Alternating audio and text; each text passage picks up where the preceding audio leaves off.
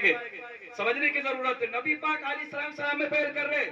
اب ایک بات اور کہہ دوں, حضرت شیخ عبدالحق محدث دہلوی رحمۃ اللہ تعالیٰ علیہ, کتنی پیاری بات, کتنی پیاری بات. اب مچل جائے گا انشاءاللہ. جو مدینہ گئے وہ تو پھر ایک دم ہی مچلنا ہے ان کے لیے, بہت زیادہ مچلنا. ہم مدینہ شریف جاتے ہیں کہ نہیں جاتے؟ ہمارا دل کرتا ہے مدینہ جائے. ہم مدینہ جاتے کیا کرتے ہیں؟ حضور علیہ السلام کے مزار اقدس کے باہر جو سنہری جالیہ ہے, جو پیاری خوبصورت جالیہ, وہاں کھڑے ہو جاتے ہیں. اور کھڑے کے کیا کرتے ہیں؟ الصلاۃ والسلام علیکہ یا, سلام کرتے کہ نہیں کرتے؟ ہر انسان چاہتا ہے کہ ہم مسجد نبی میں جائے, نبی پاک علیہ السلام کی بارگاہ میں جائے اور سنہری جالیے کے پاس کھڑے ہو, نبی پاک علیہ السلام کو سلام کرے. لیکن شیخ عبدالحق محدث دہلوی فرماتے ہیں, جب کوئی غلام رسول, جب کوئی امت رسول جب مسجد نبوی میں جاتا ہے, سنہری جالیوں کے پاس کھڑا ہوتا ہے, نبی پاک فرماتے ہیں وہ غلام جب سلام کرتا ہے آقا کو, لیکن اس کے سلام کرنے سے پہلے آج بھی مزار اقدس سے مصطفیٰ پہلے اپنے غلام کو سلام کر دیتے ہیں.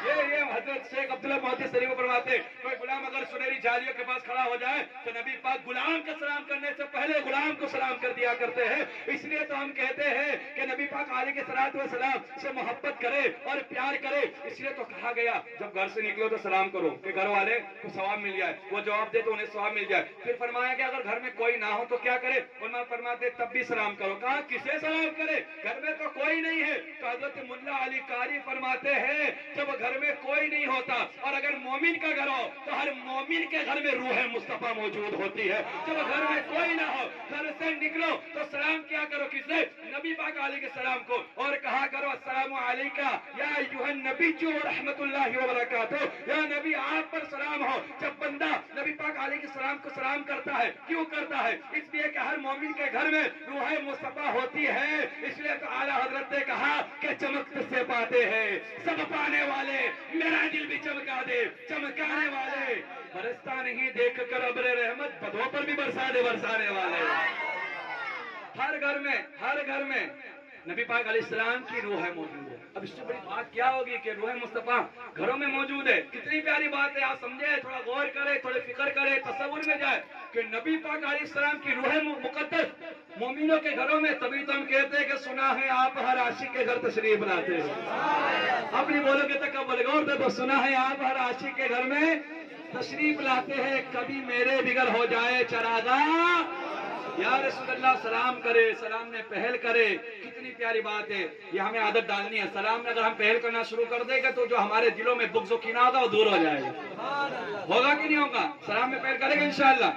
تو کبھی یہ نہیں سوچنا. اس سے ایک چیز اور پتا چلی, سلام. اور دیکھیے کتنی پیاری بات. اور ایک بات بتا دوں, امام غزالی رحمۃ اللہ تعالیٰ علیہ فرماتے ہیں جب وہ بندہ سلام میں پہل کرتا ہے, جو پہلے سلام کرتا. اب ایک چیز ہو گئی کہ سلام میں پہل کرنے کی خواہش کرنا, یہ ابو بکر صدیق کی, حضرت مولا علی کی سنت ہے. اور سلام میں پہل کر دینا, یہ نبی کی اور انبیاء علیہ السلام کی سنت ہے.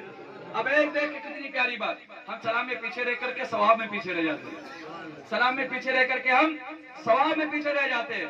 سلام میں پہل کر کے کیا ہو رہا ہے؟ امام غزالی فرماتے جس نے سلام کیا, جیسے کہ میں بھی محفل میں آیا تو میں نے کہا نا السلام علیکم, 2 مرتبہ کہا, اس لیے کہ میں 2 مرتبہ کہہ کے 2 مرتبہ کا ثواب کما لے. جو ایک بار نہیں سن پائے دوسری بار سن کے وہ جواب دے کے ثواب کما لے, ہے نا. تو کیا فرماتے امام غزالی فرماتے ہیں کہ جو سلام میں پہل کرتا ہے اللہ تعالیٰ اسے 90 نیکیاں عطا فرماتا ہے, اور جو جواب دیتا ہے نیکیاں تو اس سے بھی ملتی ہے لیکن 10 نیکیاں ملتی ہے. سلام میں پہل کرنے والے کو 90 نیکیاں اور جواب دینے والے کو 10 نیکیاں. تو سلام میں پہل کرو, جواب دینے کے لیے ثواب تو ہے 10 نیکیاں, لیکن سلام کرنے والے کو جواب دینے والے سے 8 گنا زیادہ نیکیاں مل رہی ہے. تو اب نہیں پہل کرو گے تب کب کرو گے؟ ہمارے پاس ہم گناہ کرتے ہیں, سیاکار ہے, بدکار ہے, سیاہ ہے, جھوٹے ہیں, فریبدار ہیں, لوگوں کے دلوں کو توڑنے والے ہیں, نمازوں کو چھوڑنے والے ہیں, کتنے گناہ ہم کرتے ہیں. جب اس طرح کا ثواب کا موقع ملے تو سب سلام میں پہل کر کے تو ثواب کما لیا کرے نا. سلام میں پہل کر کے ثواب کمانا چاہیے کہ نہیں کمانا چاہیے؟ یہ عادت ڈالے اپنے اندر. اور کبھی تنہائی میں کوئی موجود نہ ہو تو مصطفیٰ پہ سلام پڑھا کرے, تنہائی میں بھی رہے تو درود پڑھا کرے.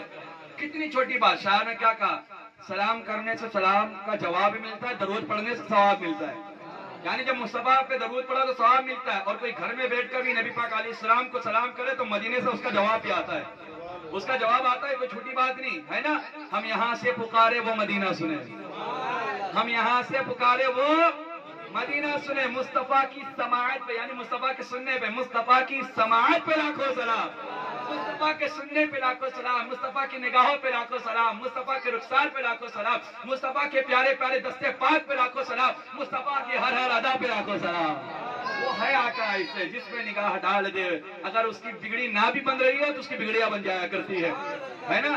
ये कहने का मकसद ये कि हर वक्त अपनी परेशानी किसी दुनियादार को ना बता, नबी पाक को बताओ, नबी पाक अलैहिस्सलाम को बताओ, तो आदत डालेंगे इंशाल्लाह सलाम में पहल के।